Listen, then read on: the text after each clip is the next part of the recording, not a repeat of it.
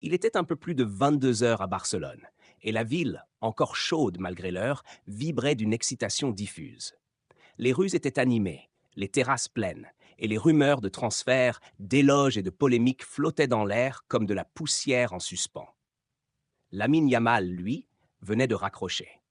Assis seul sur le balcon de son appartement, un verre d'eau à la main, il fixait l'horizon lumineux. Il venait de terminer une visioconférence avec son agent et le staff du FC Barcelone.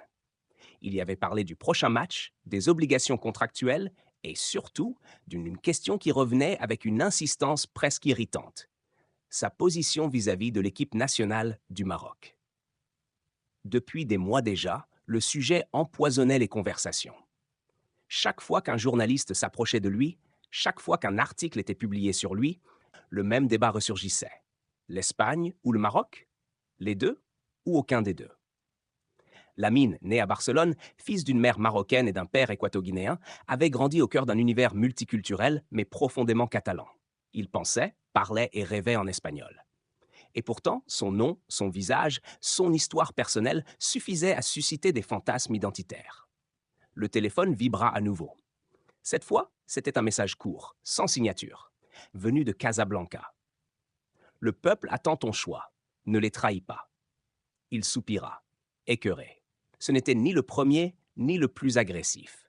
Depuis l'été dernier, une partie des supporters marocains s'était lancée dans une campagne de séduction, ou plutôt de pression. Des vidéos montées circulaient sur TikTok, mélangeant ses buts et des chants patriotiques marocains. Des commentateurs affirmaient qu'il avait le sang de lion dans les veines. Certains allaient jusqu'à lui attribuer des paroles inventées, des interviews truquées, où il aurait dit qu'il rêvait de jouer pour le Maroc. La réalité, elle, était tout autre. Lamine n'avait jamais sérieusement envisagé de rejoindre les Lions de l'Atlas, ni lui, ni son entourage. Ce n'était pas une hostilité, ni même un rejet. C'était un constat simple. Il n'en avait ni l'envie, ni le besoin. Il avait grandi avec l'équipe d'Espagne, avait fait ses classes dans toutes les sélections de jeunes et portait déjà le maillot rouge avec une aisance évidente. C'était sa trajectoire, celle qu'il s'était choisie. Mais plus le temps passait, plus cette décision, pourtant claire, devenait un terrain miné. Tout avait basculé 2 semaines plus tôt. Alors qu'il rejoignait la sélection espagnole pour un rassemblement à Las Rosas, un journaliste marocain avait intercepté Lamine à la sortie du terminal. Micro tendu, caméra allumée, il avait lancé sans détour. Lamine, un message pour le peuple marocain qui attend encore que tu reviennes à tes racines? Il s'était arrêté à peine une seconde, les sourcils légèrement froncés. Mes racines sont ici. Je joue pour l'Espagne. Je crois que c'est clair, non? L'extrait avait fait le tour du Maghreb en quelques heures. Certains s'étaient indignés de la froideur de sa réponse. D'autres criaient au scandale, à l'ingratitude. Des anciens internationaux marocains avaient pris la parole dans les médias, fustigeant le manque de respect du jeune prodige. Le sélectionneur, lui, s'était contenté d'un commentaire laconique. Ceux qui ne veulent pas jouer pour le Maroc n'ont rien à y faire. Loin de se sentir blessé ou coupable, Lamine avait haussé les épaules. Il ne devait rien à personne.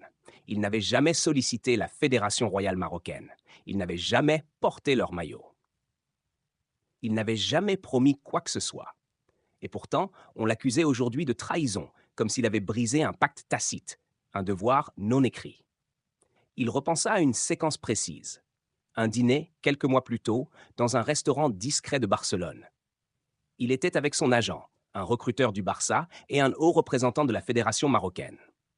L'homme, vêtu d'un costume sobre mais cher, avait été cordial mais direct. On veut que Lamine devienne le visage d'une génération. Pas juste un joueur, une icône. Il aura tout ce qu'il veut. Le jeune homme était resté impassible. Il n'avait pas aimé le ton, ni les promesses.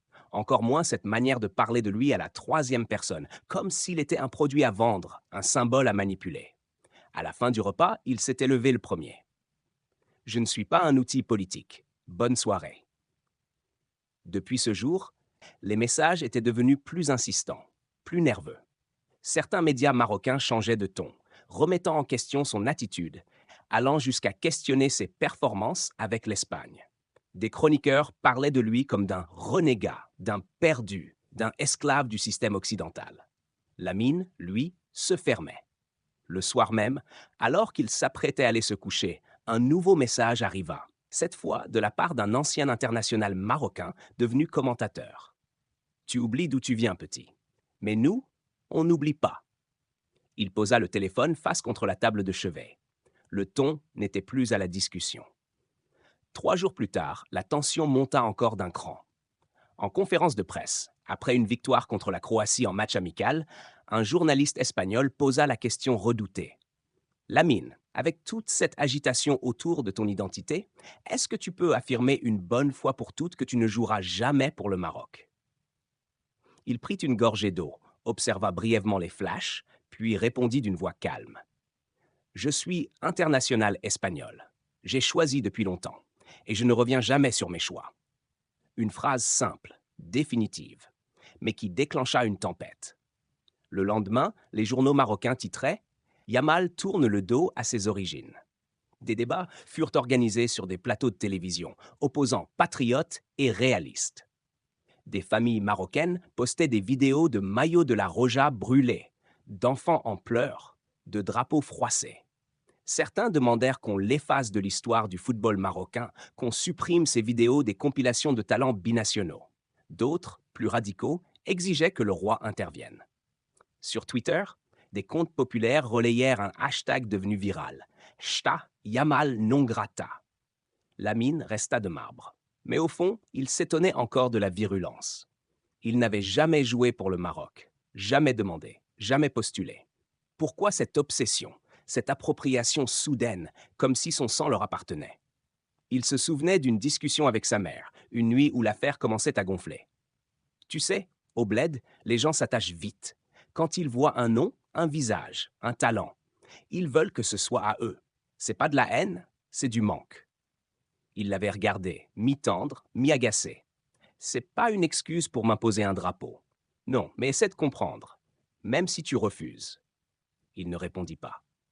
Quelques jours plus tard, il fut invité sur un plateau de télévision sportive espagnole. L'émission était censée évoquer sa progression, ses attentes pour l'Euro, son rôle dans le Barça de demain. Mais le sujet marocain revint, encore et toujours. Le présentateur, pourtant bienveillant, lui posa la question avec des pincettes. Est-ce que cette insistance à vouloir te voir jouer pour le Maroc ne t'a pas un peu irrité? Lamine haussa les épaules. Irrité? Non. Lassé? Oui. J'ai jamais été intéressé. Et plus on insiste, moins ça me donne envie. Je respecte le Maroc. Ma mère vient de là-bas, mais moi, je suis espagnol. Point. Les mots étaient clairs. Mais ils résonnèrent comme une gifle. Le lendemain, un éditorialiste marocain publia une tribune enflammée. Yamal a craché sur le pays de sa mère. Dans les commentaires, les insultes affluaient. Des appels à le boycotter, à saboter ses partenariats. Certains se vantaient de taguer son nom sur les murs de Casablanca, suivis de croix rouges. D'autres proposaient de ne plus diffuser ses matchs dans les cafés. Le jeune joueur, lui, ne bronchait pas. Il se concentrait sur le terrain, sur ses séances, sur sa famille. Mais en privé, il ne se gênait plus pour exprimer ce qu'il pensait réellement. Un soir, au téléphone avec Pedri, il lâcha. Ils me fatiguent. On dirait qu'ils me veulent juste pour dire qu'ils ont un champion, pas parce qu'ils respectent ce que je suis. T'as rien à leur prouver, frère. T'es déjà là où eux rêvent d'être. Lamine sourit. Je suis pas leur symbole. Je serai jamais leur drapeau. Il n'en parlait pas publiquement. Mais ses proches savaient. Plus le Maroc insistait, plus il s'en détachait. Plus on le présentait comme le fils du Maroc égaré, plus il rejetait cette narration. Il refusait d'être enfermé dans une identité qu'il n'avait pas choisie. Une semaine plus tard, alors qu'il quittait le centre d'entraînement de Barcelone, un journaliste d'Al Jazeera, en visite spéciale, tenta une approche directe. Juste une phrase, Lamine. Une phrase pour le peuple marocain. Une pensée, un mot, un signe. Il le fixa sans un sourire. J'ai rien à dire à des gens qui ne respectent pas mes choix. Et il s'éloigna, sans se retourner.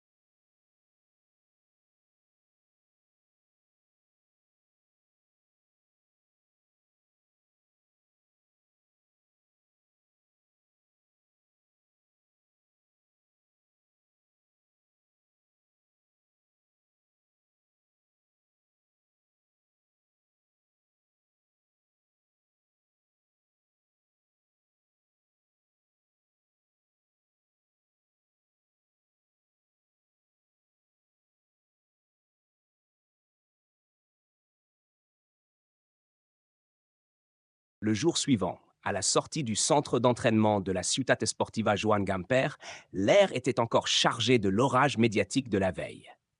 Les journalistes, agglutinés derrière les barrières métalliques, criaient des questions à travers les micros tendus comme des armes. Mais Lamine Yamal, casque vissé sur les oreilles, traversait la zone d'un pas tranquille, sans un regard. Il monta dans sa voiture, verrouilla les portes et mit le contact sans attendre. La portière claqua, coupant net le vacarme ambiant.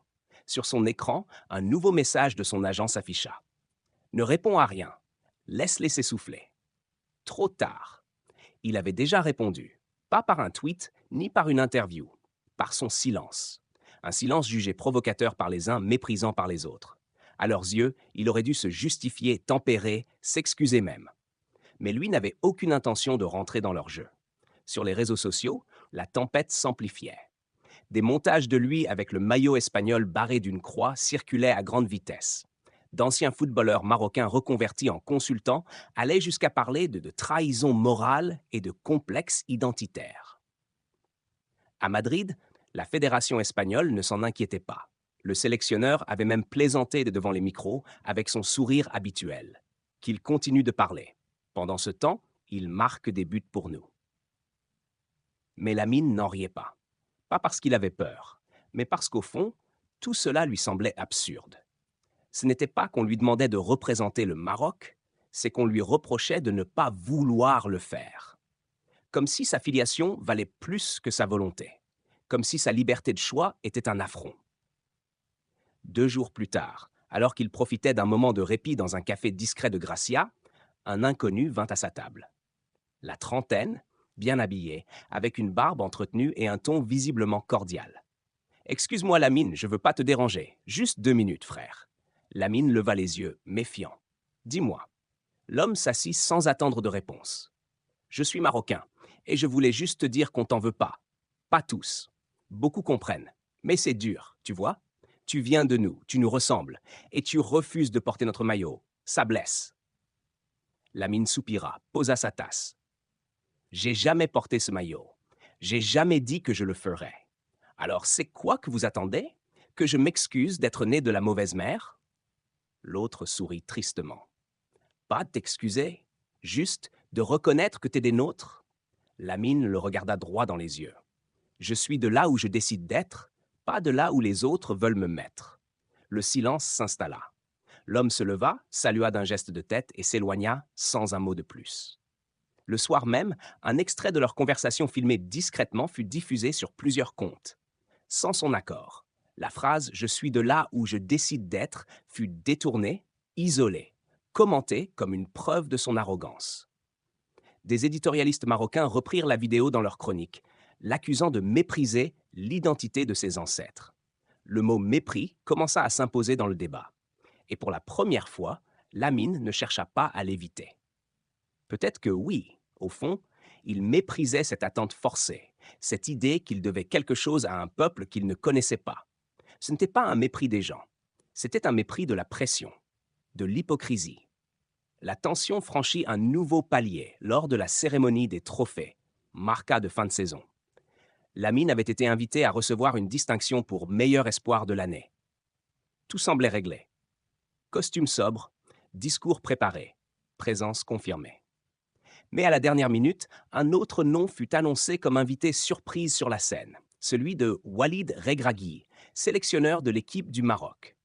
La salle entière eut une réaction de surprise mêlée d'approbation. Le coach marocain, apprécié pour son franc-parler et ses résultats, fut ovationné.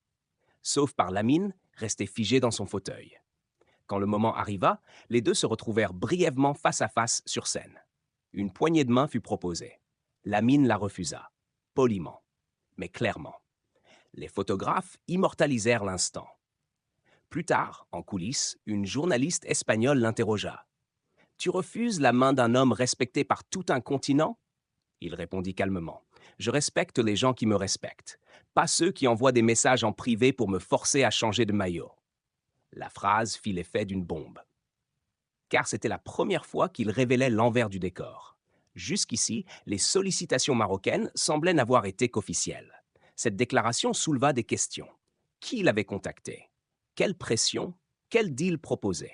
La fédération marocaine se fendit d'un communiqué niant toute tentative non institutionnelle. Mais le mal était fait. Le silence de Lamine se mua en paroles offensives. Et désormais, il n'avait plus peur de parler. Dans une interview donnée à un média catalan indépendant, il alla plus loin encore. On parle souvent de mes racines, comme si ça devait me coller à la peau. Mais moi, je suis né ici. J'ai appris le football ici. Je mange, je parle, je pense comme un Espagnol. Et ceux qui veulent me faire passer pour un traître n'ont jamais demandé ce que moi je voulais. Le journaliste, interloqué, lui demanda s'il ne regrettait pas d'avoir fermé définitivement la porte au Maroc. Il hocha la tête. Non, je regrette juste qu'il croit pouvoir me posséder parce que ma mère est née à Fès. La phrase choqua. Brutale, inattendue, mais sincère. Pendant ce temps, au Maroc, les réactions devinrent de plus en plus tranchées. Certains anciens joueurs appelèrent au boycott de tous les jeunes binationaux tant qu'ils n'avaient pas prêté allégeance publique. D'autres demandèrent à ce que son nom ne soit plus jamais évoqué dans les centres de formation. Mais une chose était sûre, plus la polémique grandissait, plus Lamine se sentait justifié. Il n'était pas celui qui provoquait. Il était celui qu'on harcelait de demandes jusqu'à saturation. Celui à qui on ne laissait pas l'espace d'exister pour lui-même. Son entourage, désormais, filtrait toutes les invitations venant du Maghreb.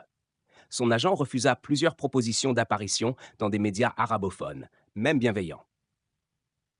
Lamine ne voulait plus répondre à rien. Il avait dit ce qu'il avait à dire, une fois pour toutes. Et pourtant, tout n'était pas fini. Un documentaire produit par une chaîne marocaine allait être diffusé en prime time. Il s'intitulait « Le fils perdu du Maroc ». 1 heure entière consacrée à son parcours, à ses origines, avec des interviews montées, des archives sorties de leur contexte, des témoignages de proches de la famille maternelle. Le soir de la diffusion, Lamine n'alluma pas sa télé. Il partit s'entraîner seul dans un complexe privé loué pour l'occasion. Il frappa dans le ballon comme on frappe dans des visages invisibles. Il courut jusqu'à l'épuisement. Quand il rentra chez lui, son téléphone débordait de notifications. Des amis lui avaient écrit, des collègues aussi. « T'as vu ce qu'ils ont fait? Ils parlent de toi comme d'un traître dans ton dos. Ils ont même retrouvé ta tante. Elle dit que t'as honte de ta famille. » Il ne répondit pas. Il n'en avait plus la force. Mais dans sa tête, une barrière venait de se refermer, définitivement. Le lendemain, il posta une story courte sur Instagram. Un fond noir. 3 mots, plus jamais ça. Ce fut sa seule réponse. Mais elle fut comprise par tous. Et pendant que les studios TV débattaient encore de son identité brisée, que les commentateurs faisaient mine de s'interroger sur ce qui avait mal tourné, Lamine, lui, avançait. Il entra dans une nouvelle phase. Fini les réponses, les interviews défensives. Il voulait imposer son silence comme une frontière. Que chacun parle entre eux, pendant que lui continuerait à jouer, à marquer, à gagner. Car dans le fond, il n'avait jamais eu besoin de leur validation. Pas plus que d'un passeport ou d'un drapeau hérité. Quelques mois plus tard, le Camp Nou résonnait d'une clameur immense. Lamine Yamal venait de marquer un doublé somptueux contre le Real Madrid. Les gradins tremblaient sous les chants des supporters catalans. Il ne célébrait plus avec arrogance ni provocation.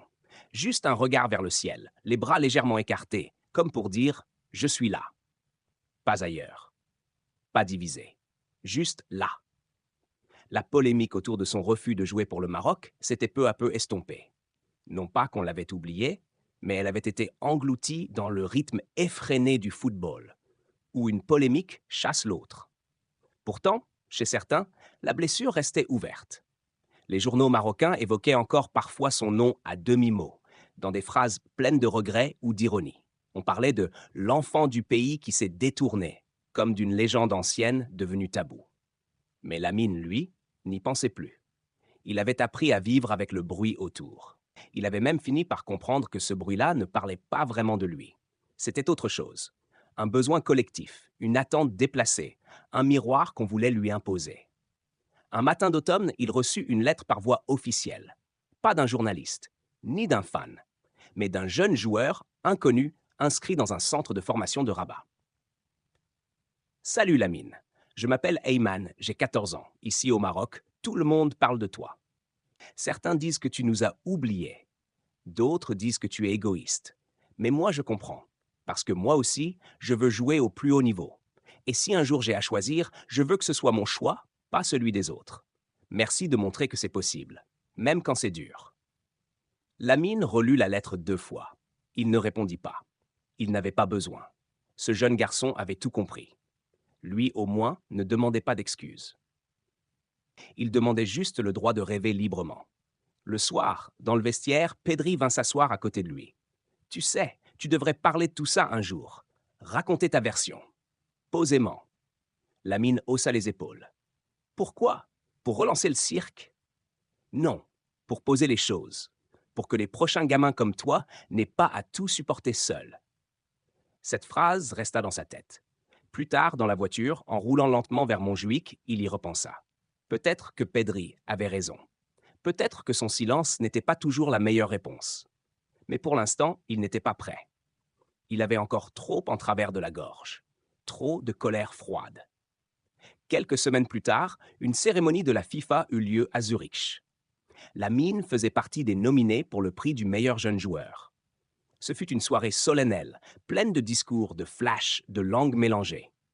À la fin, quand on lui remit le trophée, il monta sur scène, le micro tendu devant lui. Il marqua une pause, regarda l'assemblée et dit simplement « Je dédie ce trophée à tous les jeunes joueurs qui subissent la pression d'être ce qu'on attend d'eux.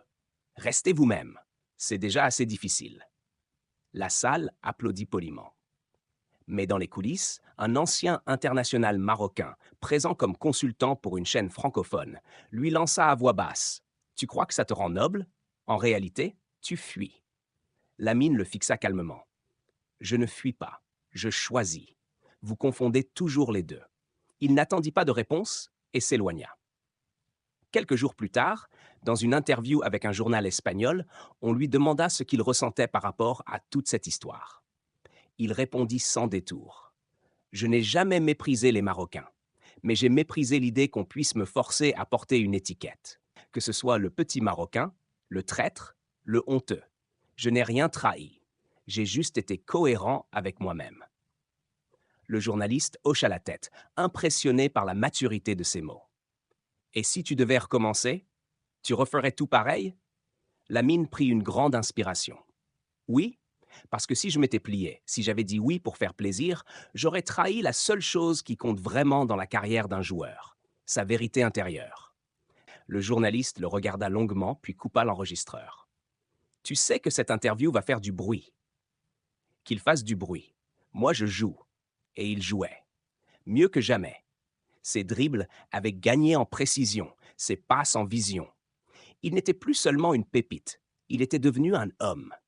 Un joueur qui n'avait pas eu peur de dire non, même quand tout le monde voulait le contraindre à dire oui. Le temps finit par calmer les tensions. Un jour, lors d'un match amical entre l'Espagne et le Maroc, les caméras cherchèrent son visage pendant les hymnes. Il resta neutre. Pas de provocation, pas de regard défiant, juste la concentration d'un professionnel. Certains y virent une forme de maturité. D'autres continuèrent de l'accuser de froideur. Mais lui, dans son cœur, savait. Il savait que ce match ne résumait pas son identité. Il savait qu'il n'avait pas à choisir entre des racines et une réalité. Il savait que tout ce qu'il avait traversé, les critiques, les insultes, les incompréhensions, n'avaient servi qu'à une chose, lui forger une solidité qu'aucun maillot ne pouvait incarner à sa place. Et quand le match se termina, après une performance remarquable, il salua les joueurs marocains avec respect. Certains détournèrent le regard, d'autres lui serrèrent la main.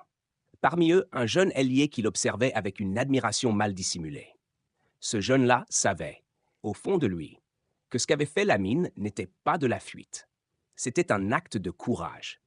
Et peut-être qu'un jour, il comprendrait que pour être libre, il faut parfois être prêt à déplaire à tous.